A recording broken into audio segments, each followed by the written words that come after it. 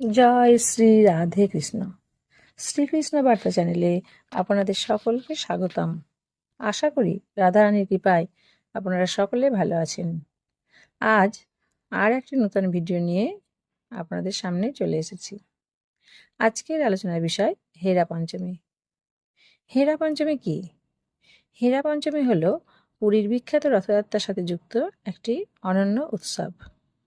হেরা মানে দেখা এবং পঞ্চমী মানে পঞ্চমী তিথি, অর্থাৎ আষাঢ় মাসের শুক্লা পঞ্চমী তিথিতে শ্রী শ্রী লক্ষ্মী দেবীর জগন্নাথ দেবকে দেখতে যাওয়ার ঘটনাটিকে বলা হয় হেরা পঞ্চমী।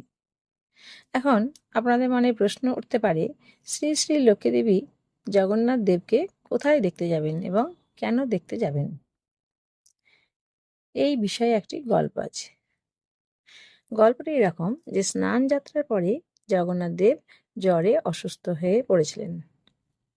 তখন লক্ষ্মী দেবী খুব যত্ন সহকারে জগন্নাথ দেবের সেবা করে তাকে সুস্থ করে তোলেন।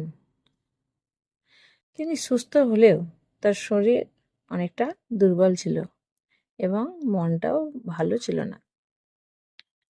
আমাদের কি হয়, যখন শরীর খুব অসুস্থ হয়, দীর্ঘদিন বাড়িতে অসুস্থ হয়ে বন্দি হয়ে থাকি, তখন সুস্থ হওয়ার পর মনে হয় কোথাও থেকে একটু ঘুরে আসি, বাড়ির বাইরে থেকে একটু বেরিয়ে আসি, তাহলে আমাদের মন এবং শরীর দুটোই প্রসন্ন হয়। শ্রী জগন্নাথ দেবেরও তেমন ইচ্ছে যে তিনি বাইরে থেকে ঘুরে আসবেন। মুখে বাইরে যাওয়ার কথা বললেও জগন্নাথ দেব মনে মনে ভাবছেন তার মাসির বাড়ি যাওয়ার কথা। তো জগন্নাথ দেব লক্ষ্মী দেবীকে বললেন তিনি কিছুদিনের জন্য মাসির বাড়ি যেতে চান। সেখানে গেলে তার শরীর এবং মন দুটোই ভালো হয়ে যাবে। কিন্তু লক্ষ্মী দেবী তো কিছুতেই রাজি হচ্ছিলেন না, কারণ শ্রীকৃষ্ণদেব এতদিন অসুস্থ হয়ে বাড়িতে ছিলেন, এখন সুস্থ হলেও শরীর অনেক দুর্বল।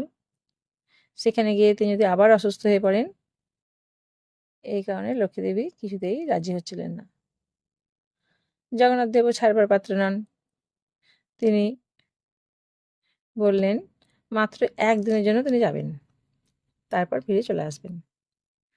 তখন লক্ষ্মীদেবী বললেন যে জগন্নাথ দেবের শরীর এখন খুব দুর্বল, তাকে একা কোথাও ছাড়া যাবে না। জগন্নাথ দেবও ছাড়বার পাত্র নন। তিনি বললেন যে তিনি দাদা বলরামকে সঙ্গে নিয়ে যাবেন। কিন্তু তাতেও লক্ষ্মীদেবী রাজি হচ্ছেন না, কারণ লক্ষ্মীদেবীর চিন্তা, যদি ওখানে গিয়ে জগন্নাথ দেব আবার অসুস্থ হয়ে পড়েন তাহলে কে তার সেবা করবে। জগন্নাথ দেবও ছাড়বার পাত্র নন। তিনি বললেন যে তিনি বোন সুভদ্রাকে সঙ্গে নিয়ে যাবেন। এরপর আর কিছু বলার থাকে না, তাই লক্ষ্মী দেবীর ইচ্ছে না থাকলেও তিনি রাজি হয়ে যান এবং খুব তাড়াতাড়ি জগন্নাথ দেবকে ফিরে আসতে বলেন। জগন্নাথ দেবও কথা দিয়ে যান তিনি পরের দিনই ফিরে চলে আসবেন।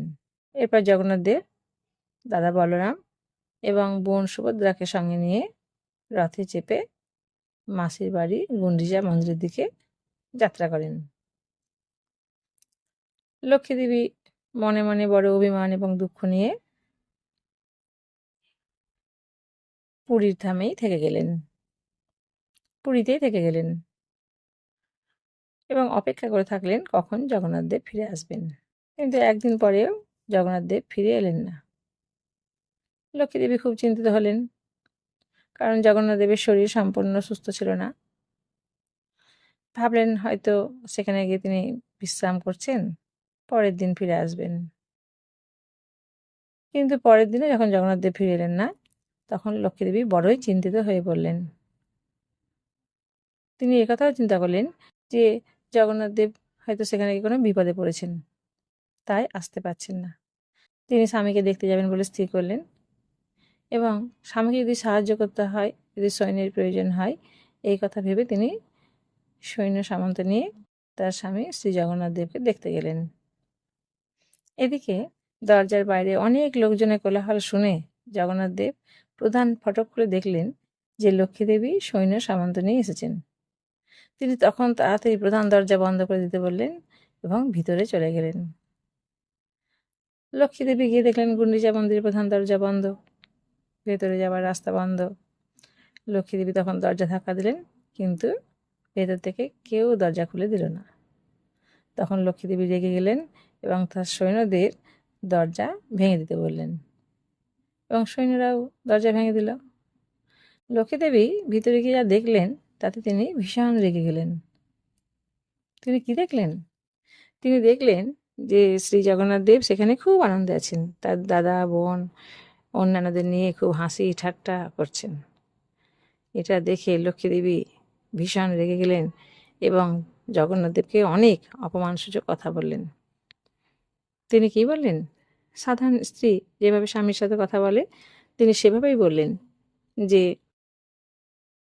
জগন্নাথ দেবের শরীর যখন খুব অসুস্থ ছিল তখন লক্ষ্মীদেবী তাকে সেবা করে সুস্থ করে তোলেন, আর জগন্নাথ দেব এখানে আসার সময় লক্ষ্মীদেবীকে কথা দিয়ে এসেছিলেন যে তিনি একদিন পরেই ফিরে যাবেন। কিন্তু লক্ষ্মীদেবীকে ছেড়ে এসে এখানে জগন্নাথ দেব খুব আনন্দেই আছেন এবং লক্ষ্মীদেবীকে তিনি ভুলে গেছেন।